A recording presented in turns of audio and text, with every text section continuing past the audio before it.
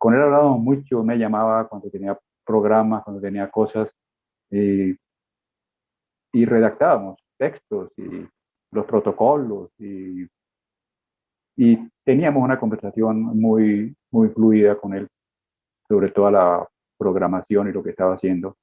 Y eso nos hizo crear unos lazos y una confianza única con el hermano Saúl y con Ruby. Un amor fraternal de trabajo, en los mismos propósitos, en su interés por darle fuerza al patriarcado, por darle fuerza a la iglesia.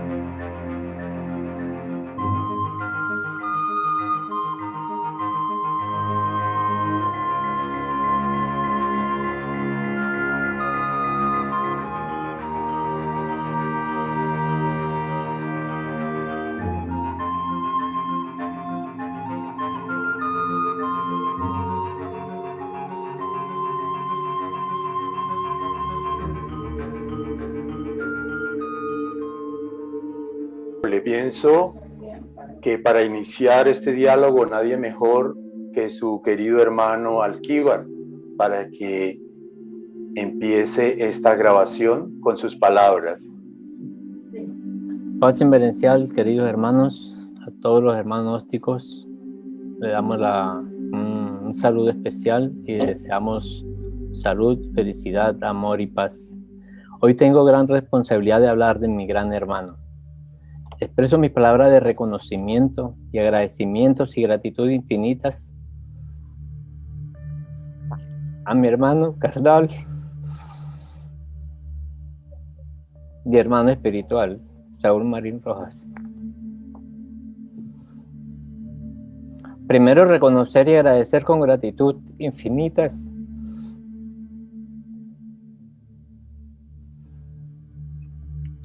su gran trabajo en la Iglesia Gnóstica.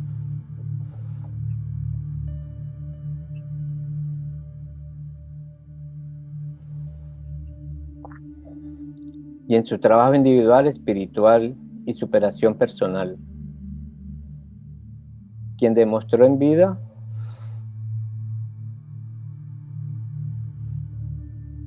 hacerlo con todo su amor y con toda su alma y todo su ser.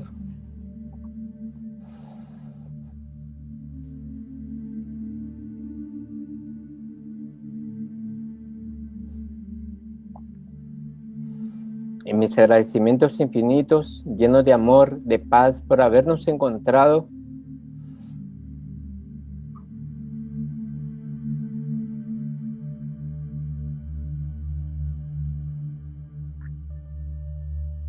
en nuestro propio hogar,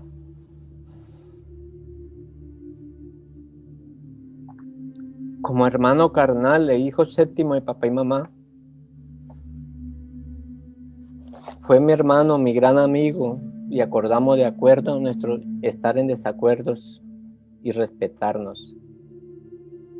Todas estas experiencias me llevan a la sensación de que el destino nos puso en el mismo camino para poder recorrerlo juntos. Le agradezco de haberme escuchado el día que fui con mi amada esposa a hablarle del conocimiento gnóstico por primera vez, el cual comprendió, captó y lo aceptó inmediatamente.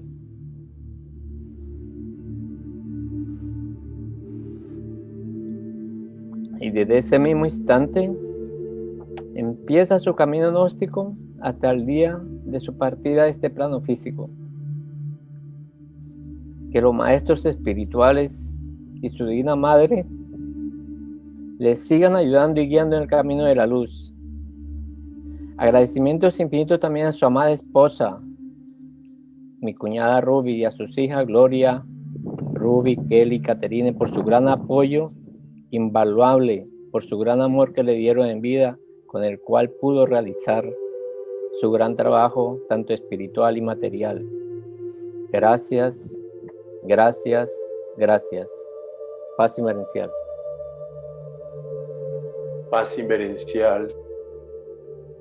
Muy amable, Alquíbar, por sus hermosas palabras de reconocimiento. Damos la palabra ahora a nuestro querido hermano reverendo sacerdote Daniel Franco. Podemos compartir de nuestro hermano Saúl, con quien a la vez compartimos muchas cosas. Nosotros lo conocimos en el año 2002, nosotros lo conocimos en el año 2000, cuando llegó a nuestro domicilio acompañando a nuestro maestro, patriarca. Nuestra comunidad querían pertenecer al patriarcado. No estábamos formalmente adscritos al patriarcado, pero sí respetábamos y seguíamos al maestro Raguchines. Sabíamos que él era el patriarca, pero formalmente no nos lo habían presentado. Él llegó allá, diría yo, que a salvarnos, a recogernos. El patriarca llegó a recoger a su pueblo y yo creo que le encargó al hermano Saúl para esa labor. Lo conocimos en el 2000 y en el 2003 él empezó a visitarnos constantemente. Empezó con nosotros una labor de todos los fines de semana, yendo a... que son cosas que uno da como por hecho, ¿no? Como que bien, sí, este es el misionero que viene y no se da uno cuenta en ese momento, ya viendo en perspectiva, que se da uno cuenta de la magnitud de lo que estaba haciendo. O sea, tenía que dejar a su familia, a sus hijos, fines de semana. Fue todo el año 2003 y hasta la mitad del 2004. Todos los fines de semana yendo a Cartagena. Eso implicaba muchas cosas personales, o sea, que no tuvo descanso. Alguna vez se trajo a la familia. Cuando terminó de trabajar con nosotros en Cartagena, que nos dirigió él y Rubio, nos dirigieron el curso de preparación para ir a hacer el curso de misioneros en Cuenca. Nos enseñó mucho sobre la muerte mística. Es un tema que a mí me interesaba muchísimo y por eso le puse mucha atención, porque hasta ese momento no había encontrado a alguien que me dijera cómo se hacía la muerte mística. Solo era teorías evasivas y esta pareja me explicaron cómo es la muerte mística, cómo es la meditación para la muerte mística y para mí es un gran legado que él deja en mí, y lo que me enseñó lo he replicado con otras personas y con gran éxito. Hemos podido ayudar a personas con lo que él nos ha enseñado, y ahí es donde uno ve cómo esas acciones que en su momento parecieran que fueran acciones pequeñas, en el transcurrir del tiempo se vuelven acciones grandes. Y es una luz, como decía Carl Farah, cuando hablaba de él, de que la luz que vemos de muchas estrellas son estrellas que ya no existen, pero su luz sigue viajando en el universo, y es lo que vemos nosotros a través de los telescopios, la luz de una estrella que ya no está. Así es ese legado que está quedando a nuestro hermano. Nos impulsó la sala de meditación, nos enseñó, y nosotros con mucho miedo, casi sin saber, miedo para cobrar, pusimos una alcancía para iniciar la sala de meditación. Cuando a mí me surgió la idea de la meditación en la playa, él hizo la primera meditación en la playa con nosotros. Nos acompañó como para darnos esa confianza para que continuáramos haciéndola, que fue una labor que sirvió mucho. Estamos pues atentos a que las playas nuevamente estén libres de transitar en ellas, para retomar esta actividad de la meditación en la playa, que le da mucha visibilidad a nuestra escuela.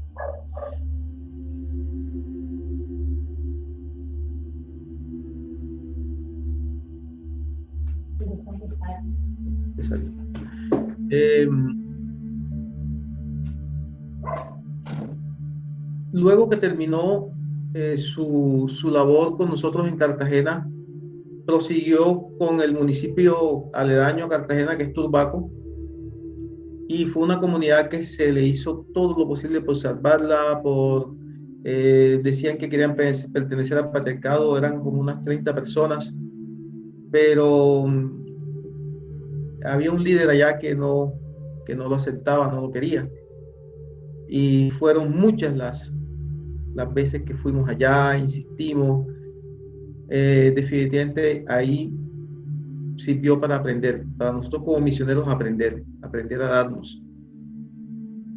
De estas comunidades, pues quedamos nosotros aquí, 6 personas, 4 misioneros, que estamos atentos a continuar con la labor. Cuando nuestro hermano se fue para Medellín, igual, o sea, su presencia siempre impulsaba algo. Él se fue para Río Negro, Antioquia, se fue en 2012. Dejó de visitarnos constantemente porque pues ya estaba en Río Negro, en otro departamento, y sin embargo de vez en cuando se pegaban sus escapadas acá a Cartagena y le organizábamos algún taller, fuera en el Lumicial, fuera un hotel. Alcanzamos a hacer talleres y seminarios donde el patriarca intervenía en la mañana y él después intervenía en la tarde. Total que siempre estuvo vinculado con nosotros en ese aspecto. Su ayuda personal hacia nosotros es invaluable.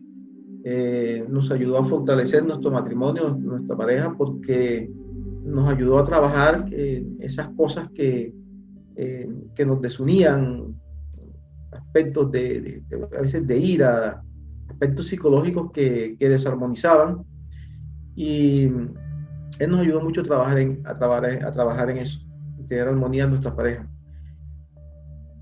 Él era un hombre incansable. Yo a veces le mandaba un meme de esos populares en redes sociales que decía: vamos a calmarnos. Porque era como decirte: hey, pila, hazte un PowerPoint para esto, para una reunión que ya estaba funcionando, y ponle esto, pero pila, pero ya, hey, pendiente, y la grabación. Yo le mandaba el meme y le decía: vamos a calmarnos. A veces no estábamos de acuerdo en cosas.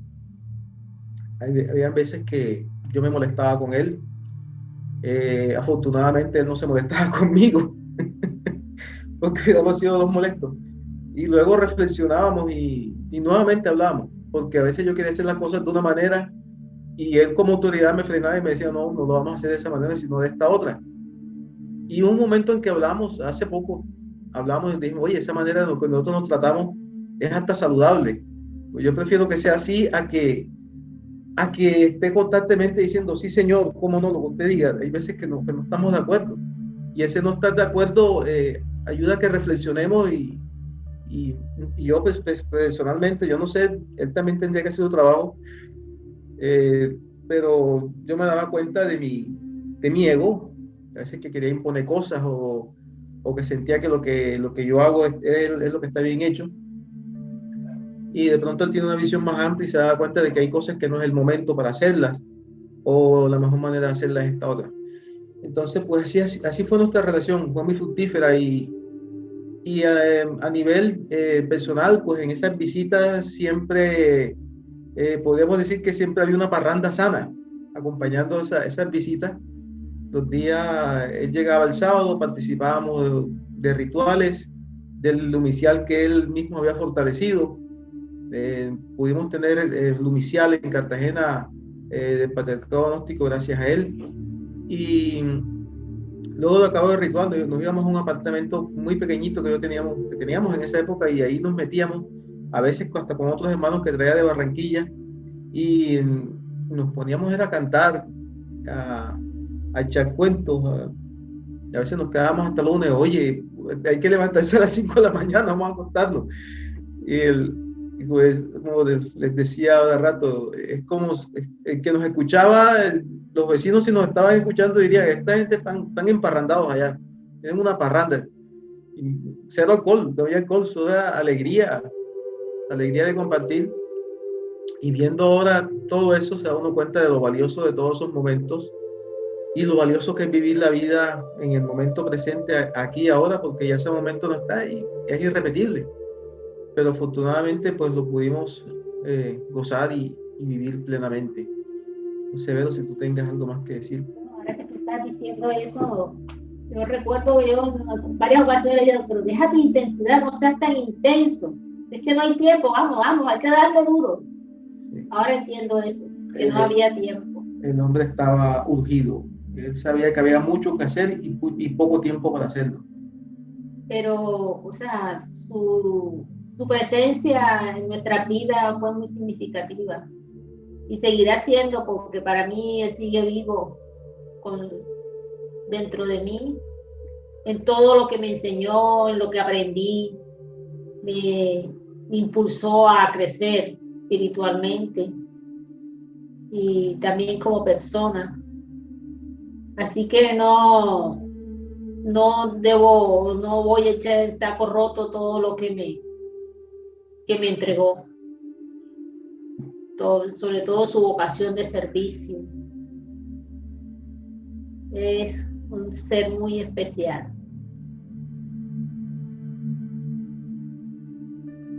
Bueno, no sé si quieren de pronto hacer una pregunta sobre algo que queramos seguir ahondando o podemos dejarlo a ti. Bueno, ya que estamos hablando de la Cartagena, no sé si algo con lo que hemos dicho le dé pie para recordar algo.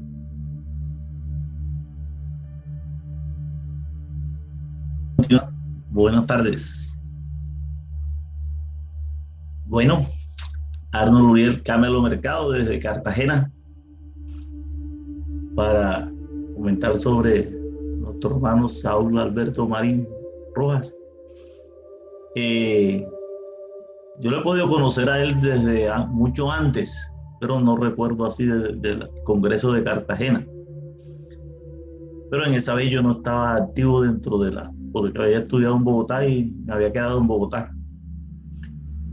Y entonces, a partir del 2000, que las Damas Gnósticas de Cartagena lo invitaron al tercer patriarca que los ayudara, y él llegó.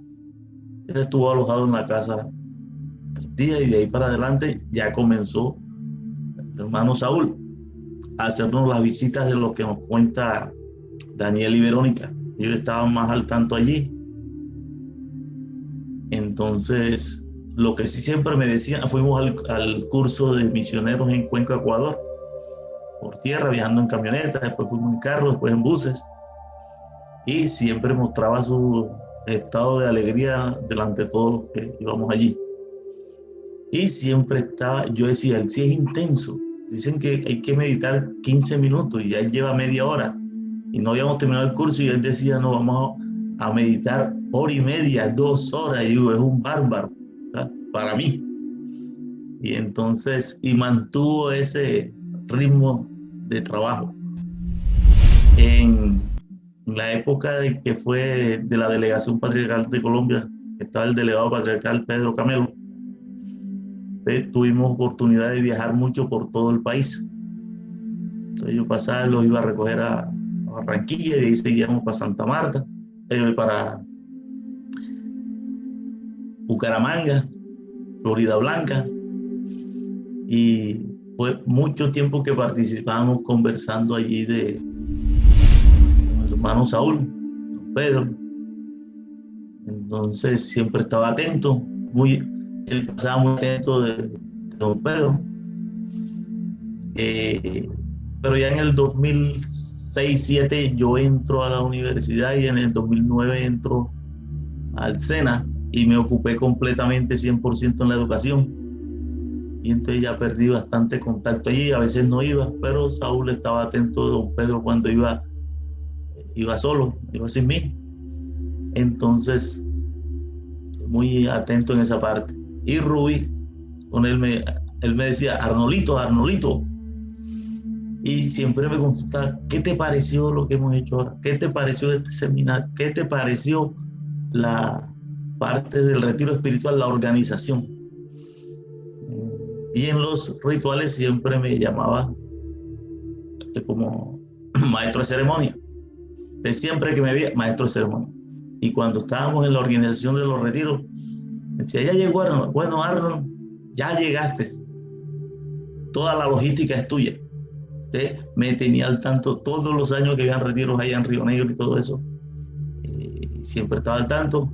Ya yo me encargaba y le comentaba lo que sucedía. Y por la experiencia de manejo de congresos, convenciones, que es mi oficio en la parte hotelera.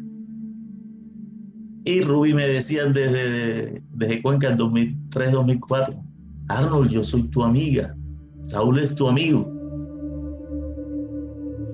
Entonces, porque yo no soy de tener amigos.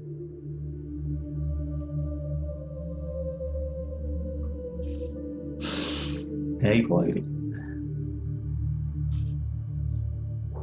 Este es un proceso psicológico mío. Y entonces Rubí siempre me decía, Saúl, somos tus amigos. Porque yo nunca decía, no, si yo no tengo amigos. Entonces, ellos me ayudaron en esa parte, lo mismo que Daniel y Verónica. Oye, amiguito, somos tus amigos. Entonces, a partir de ahí, los amigos míos son Rubí, Saúl, Daniel y Verónica.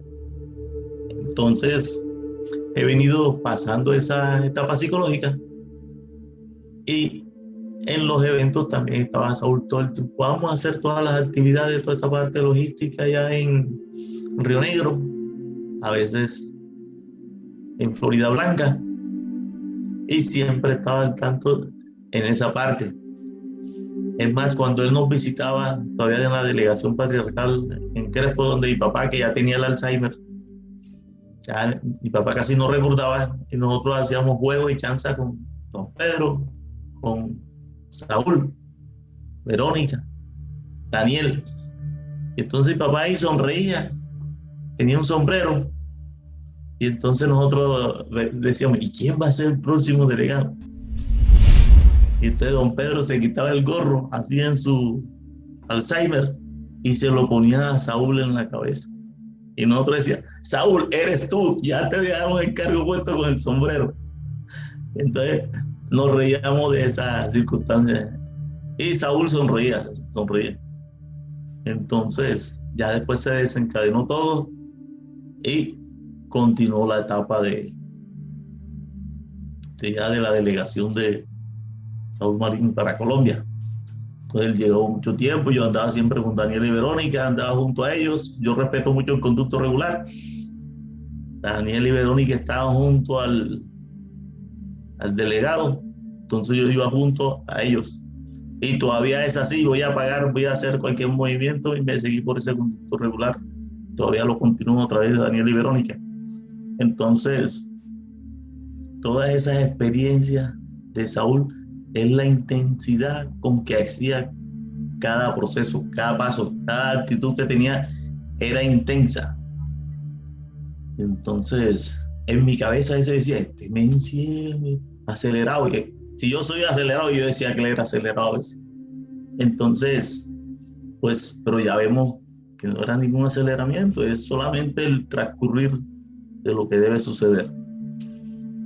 Y pasamos viajes muy agradables, estancias en su casa en Barranquilla, las estancias en su casa en Río Negro. Nos íbamos un día antes, nos íbamos un día después. Con don Pedro, conmigo, en caso de cuando iba en carro, cuando iba en avión, siempre nos los encontraba allá, ya tenía todo dispuesto allá en Río Negro. Tenía ya la persona que nos iba a encontrar, que nos iba a llevar hasta allá, ya tenía todo coordinado. Y cuando ya yo iba a pasar a la parte logística de cada retiro espiritual, entonces me entregaba ya todo organizado y yo continuaba. Que era lo que más me gustaba cuando él me dejaba esa parte logística. Lo que muchos casi no me gustan, tocar la campana. A las 5 menos 10, 5 menos cuarto. Porque comprendí. Allá había una campana grandísima y yo la cogí y la tocaba junto a la puerta de cada habitación.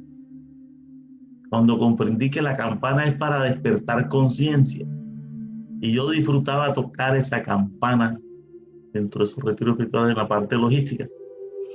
Entonces, eso fue algo que llamo aquí a colación y me llama la atención. Y él siempre me preguntaron, ¿cómo te pareció? ¿Cómo está esa parte? Él una vez me decía, ¿y tú cómo haces para manejar deudas, para manejar esto? Y él decía, tú estás bueno para asesorar un poco gente en esa parte. Entonces, y siempre estaba, yo lo veía muy intenso conmigo y podría decir un momento donde me la tiene montada, pero no, sé que no es así.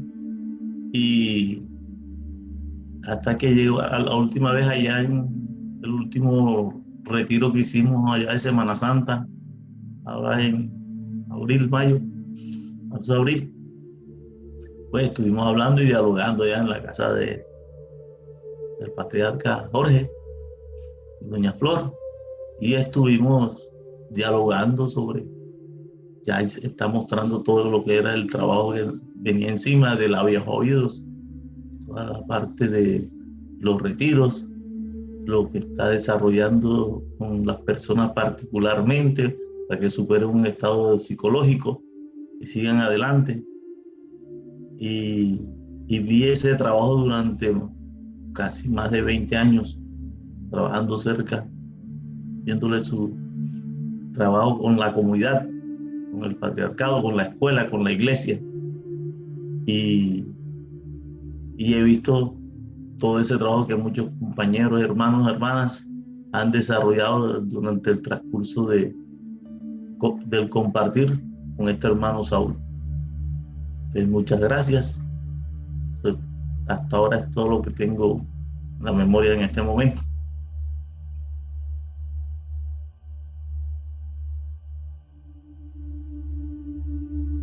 Muchas gracias a mis queridos Daniel Velo Rosa y Arnold por sus aportes maravillosos. Le damos la palabra a nuestro querido Monseñor Faustino Camargo. Muchas gracias, y aquí un poco informal, pero no podemos desaprovechar esta magnífica oportunidad de dialogar sobre el hermano Saúl. El hermano Saúl lo conocí siendo delegado patriarcal, y él llegó al domiciliar donde dictábamos las conferencias. Allí comenzaron a asistir el Rubi, con Alquíbar, con Milagro, y el hermano Freddy, y su esposa Aida, y había otro grupo de hermanos. Lo recuerdo por los nicknames, el Lucho. Había otras hermanas de Yamigle Nieto, y bueno, habían otros, y se hizo un grupo, y con ese grupo, no recuerdo si los hermanos iban, hermano Saúl asistía en ese momento, y hacíamos prácticas en la playa,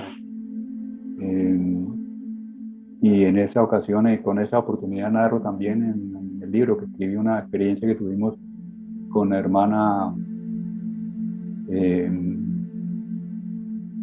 Luz, que se llamaba Rodríguez, que le tenía miedo a flotar en el mar, cuando para la mayoría de las personas es lo más delicioso, flotar sobre las olas del mar. Ella sentía miedo cuando venían las olas, el ruido de las olas la desconcentraban y se levantaba asustada. Y entonces nosotros le decíamos que no pasaba nada, que eso no pasaba nada, que no tenía ningún problema. Ella decía, no, yo sé que no pasa nada, pero la experiencia o la enseñanza que sacamos de allí, que una cosa es la comprensión intelectual y otra es la vivencia de esa experiencia. Ella decía que no pasaba nada, intentaba hacerlo, y cuando venían las olas enseguida se levantaba, hasta que hubo un momento en que resistió y la ola pasó por debajo, y en ese momento ella ya sabe, comprende que no pasa nada. Después ya se acostaba sobre las olas y levantaba el el dedo, así como en señal de aprobación, porque ya sola podía flotar. Esto me trae como recuerdo contar esto, porque es que la experiencia, una cosa es la comprensión intelectual, no, yo sé que no me pasa nada, pero cuando se enfrenta al hecho, surge el miedo, hasta que no lo vive en el cuerpo, hasta que no lo evidencia. Así fue con esta hermana. Bueno, asistíamos a esas prácticas con los hermanos Saúl y Quique, y el hermano Freddy, y había otro hermano que era contador. Hicimos un grupo muy interesante en Barranquilla y hablábamos mucho de la muerte, de la psicología. Conseguimos con el maestro Garbuchines, en ese entonces estaba de visita, donde su primo, el hermano Saúl, el hermano Manuel Samuel de la Hoz Medina, que era hijo precisamente o familiar era familiar del maestro Garagutines, porque la mamá la maestra hermano era hermana del hermano del maestro Garagutines. Y en esa estancia el maestro Garagutines, hablé en esa oportunidad sobre el grupo con él y le pedí autorización para hacer el pratimocha, que había estado prohibido.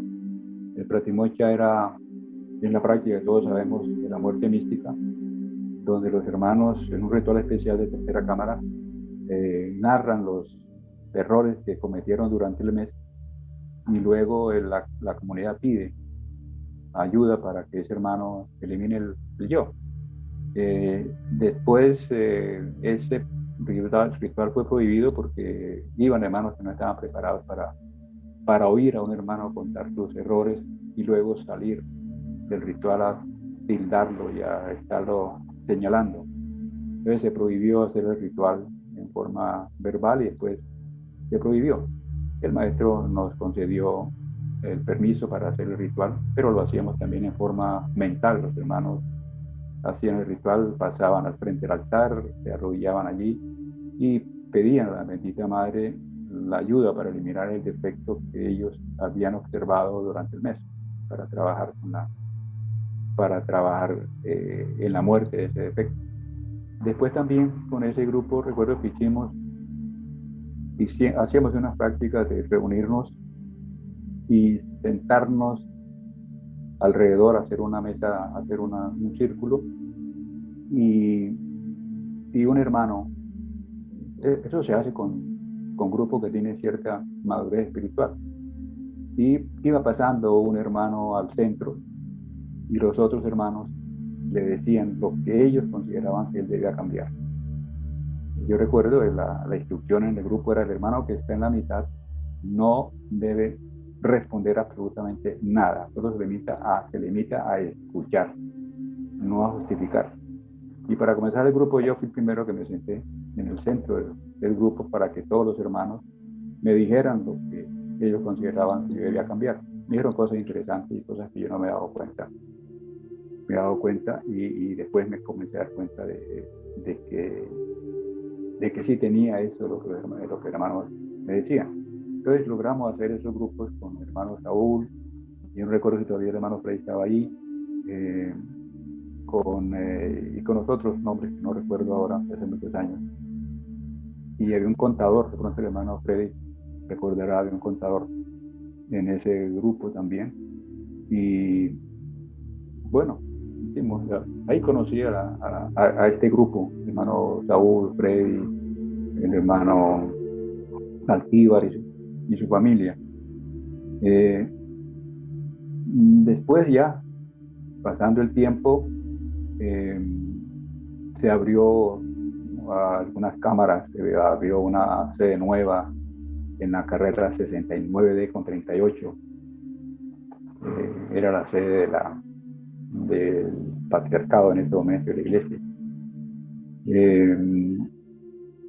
Y ahí comenzó un auge. Posteriormente hubo que cerrar la sede porque el vigilante, la persona que estaban cuidando ahí, resolvieron irse. Había una pareja que era la que estaba cuidando. Ellos vivían ahí y eran celadores, lógicamente, de la sede, y no nos costaba nada porque ellos estaban viviendo y cuidando. Hubo una desaveniencia ahí porque se les quería cobrar, y entonces los hermanos se fueron a su apartamento. Ellos dejaron un apartamento, vivieron en un apartamento, se les dio la oportunidad de que fueran a cuidar allí, y ellos arrendaron el apartamento y se fueron a vivir allí a la sede, pero hubo una desaveniencia. Y con el hermano Saúl tuvimos muchas conversaciones, y al principio, como han dicho, era muy acelerado, y sobre todo tuvimos algún inconveniente con el tema económico. Yo entendía que tenía que pagar, pero él era más incisivo con el tema económico. En alguna oportunidad tuvimos alguna discusión delante del patriarca porque me parecía que era muy incisivo, quería ya, ¿no? Es con calma, ¿no? Yo no puedo mirarle primero el bolsillo a la persona para ver si le hablo sobre Gnosis y luego hablarle de Gnosis, ¿no? Pero se fue limando y fuimos entendiendo, y él también fue entendiendo, y hicimos con el hermano Saúl una liga. Él me decía Juancho, o nos decíamos Juancho, él me decía hola Juancho, y yo le decía Juancho, y así hasta los últimos días siempre era Juancho. Con él hablábamos mucho, me llamaba cuando tenía programas, cuando tenía cosas, y redactábamos textos y los protocolos, y teníamos una conversación muy, muy fluida con él sobre toda la programación y lo que estaba haciendo. Y eso nos hizo crear unos lazos y una confianza única con el hermano Saúl y con Ruby. Un amor fraternal de trabajo, en los mismos propósitos, en su interés por darle fuerza al patriarcado, por darle fuerza a la iglesia, por darle fuerza a la escuela. Que con el patriarcado hubiera acontecido, si no interviene el hermano Saúl con tanta insistencia, lo que aconteció con la revista Abraxas. Con la revista Abraxas, cuando sale la revista Abraxas Internacional por orden del maestro Samael, lógicamente la logia blanca, el maestro Paraguchines, crea la revista Abraxas Internacional con todas las de la ley, con su registro en el Ministerio del Interior, y comienzan las publicaciones de la revista Abraxas, pero con el tiempo fueron surgiendo otras revistas con el mismo tema, y el maestro se quejaba en el sentido de que esas personas que hacían esas nuevas revistas, que competían con la revista Abraxas, en lugar de esos recursos dedicárselos a la revista Abraxas, y los columnistas, en lugar de escribir en otra revista, pudieran haber escrito en la revista Abraxas. Lo que hizo fue debilitarlas, porque a los oficiales entonces ya llegaba la revista Abraxas, la revista Urania, la revista no sé qué, la revista de tal parte, la revista de otro, y debilitaron de tal manera la revista Abraxas. El maestro siguió tratando de sacarla, pero lógicamente no tuvo la riqueza intelectual que hubiera tenido esa revista si, en lugar de abrir revistas paralelas, esos esfuerzos de esas personas que abrieron esas revistas paralelas, esfuerzos económicos y esfuerzos intelectuales, se lo hubieran dedicado a la revista Abraxas Internacional. La revista Abraxas sería una revista de élite, donde escribirían artistas, escribirían científicos, escribirían místicos, escribirían filósofos, pero no fue así, porque el yo es mi revista, es lo que yo quiero hacer. Y entonces con el patriarcado surgió casi un movimiento en ese sentido, de cosas paralelas. En lugar de dedicarse a fortalecerlo, pues intentaron, posiblemente lo hubieran debilitado si no hubiera sido por la acción decidida del hermano Saúl en defender la escuela y defender el patriarcado gnóstico cristiano universal. Hoy el patriarcado es fuerte. Hay un grupo con el que estoy seguro puede contar el patriarca para tratar de reemplazar, como él me decía, a ese motor impulsor que se fundió por el intenso trabajo. Intentará pues restablecer esa fuerza a través ya no de un solo hermano, sino posiblemente de varios hermanos o muchos hermanos que quieran unirse en este trabajo de rodear al patriarca para continuar dándole fuerza a la difusión de lo que él quiere, la difusión de la doctrina, del despertar de la conciencia, del morir, del nacer y de servir a la humanidad oyente. Así pues que hasta los últimos días con el hermano Saúl, la última conversación que tuve con él, o la última, no conversación porque ya no le fue estando en Houston, que llamé a Ruby a preguntarle por él. Y me mostró en la cámara, estaba acostado en su cama antes de ir a la clínica, en los primeros días. Y estaba con su mascarilla acostado en la cama y nos saludamos por la cámara. Yo le mostré la mano, él me alzó la mano y me alzó el dedo así, en actitud como de todo bien. Esa fue la última vez, si dijéramos, que vi al hermano Saúl. No estaba grave, estaba con los primeros síntomas, pero sí con mucho malestar. Y fue la última oportunidad en que tuvimos algún contacto visual. Pero sí hablábamos mucho con él. Me escribía, me preguntaba, me pedía conceptos de las cosas que él quería hacer y yo le hacía sugerencias. Y para él las cogía rápido y desarrollaba lo que había que desarrollar.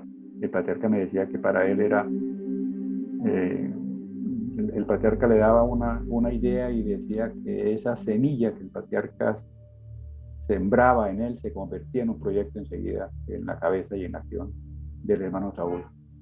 Una sugerencia que le decía el patriarca, enseguida surgió un proyecto. Y la insistencia y la dedicación que él le ponía a las obras. Por ejemplo, el tema de la liturgia. Este fue un proyecto que estaba aplazado hacía muchos años. Se comenzó el libro Liturgia. Un día me llamó y me dijo: hay que terminar el proyecto, vamos a terminarlo, hay que cerrar el círculo. Y se puso de tal manera, como dice, cansón, insistiendo, hasta que logramos sacar la liturgia, ¿no?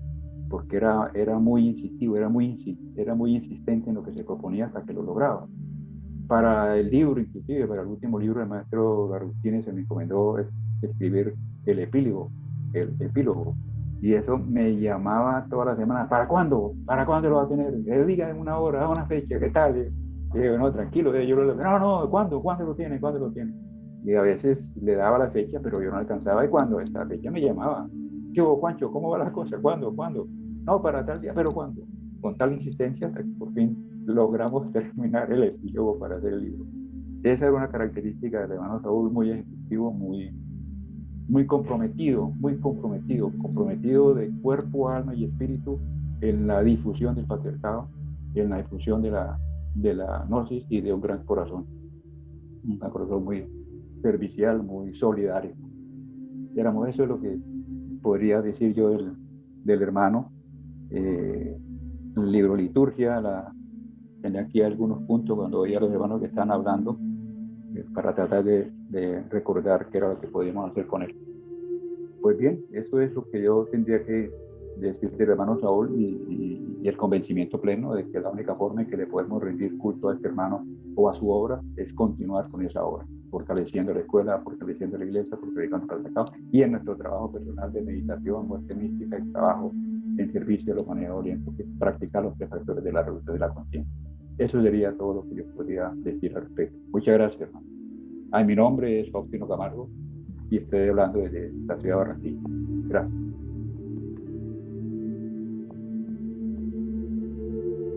Muchas gracias, Monseñor Faustino, por sus palabras de reconocimiento. En esta tarde, queridos hermanos y hermanas, acompaña a la señorita Paula Malavet, quien fue paciente del doctor psicólogo Saúl Alberto Marín Rojas. Ella nos ha pedido que quiere dar su testimonio de la ayuda profesional que recibió del doctor Saúl Alberto Marín. Entonces le damos la palabra a la señorita Paula Malavet. Adelante, bienvenida. Muchas gracias, buenas tardes para todos. Me siento muy agradecida por haber sido invitado a este homenaje a ese gran ser humano, a Saúl Marín. No tengo tantas anécdotas, lastimosamente, como las que tienen las personas que he podido escuchar, que lo conocían de hace muchos años. A Saúl yo lo conocí en el año 2019 en un taller, en una conferencia que estaba dictando acerca de la autoestima y el amor propio, a la que fui invitada por el señor Martín Pérez y la señora Liliana Rangel. Fue de gran agrado para mí esa invitación que recibí. Seguidamente salimos a cenar con él y con su esposa Ruby, y ahí lo fui conociendo un poco más. Me contó su profesión y tengo la certeza de que nada en la vida ocurre por casualidad, que haberlo conocido esa tarde y esa noche tenía un propósito en mi vida. En ese momento que yo lo conocí, pues estaba atravesando por una crisis emocional, personal, familiar, y él me comentó acerca de iniciar con las terapias. Yo era un poco renuente al tema de la psicología, como lo somos la mayoría de los seres humanos, y comenzamos a hacer sesiones con él 1 o 2 veces por semana. Inclusive en ese momento yo no había culminado la universidad, tenía pendiente la tesis, me había mudado de la casa de mis padres y estaba iniciando un empleo. Entonces no tenía los recursos suficientes para financiar las terapias que él me ofrecía, y él me dijo que no había ningún problema, me dio una tarifa especial y me ofreció ese acompañamiento no solamente en las sesiones que tuvimos, sino que puso a disposición que yo lo podría llamar en cualquier momento del día cuando lo necesitara, y así fue. A los pocos meses de que yo inicié mis sesiones con Saúl, comencé a ver cambios en mi vida. Presenté mi proyecto de grado, lo sustenté, me gradué, conseguí un mejor empleo, tuve un increíble crecimiento personal, profesional y bueno, también familiar con las diferentes situaciones a las que venía atravesando, por lo cual me siento muy agradecida por haberlo conocido, por haber conocido a la gran persona que era. Me hubiese gustado compartir más tiempo con él. Inclusive unos días antes de que él fuera internado en la clínica, tuve la oportunidad de hablar nuevamente con él, tuve una sesión con él y bueno, simplemente quería contar mi experiencia, contar lo agradecida que estoy con él, que siempre estaré, y me llevo en mi corazón y en mi mente los mejores recuerdos de él. Muchas gracias.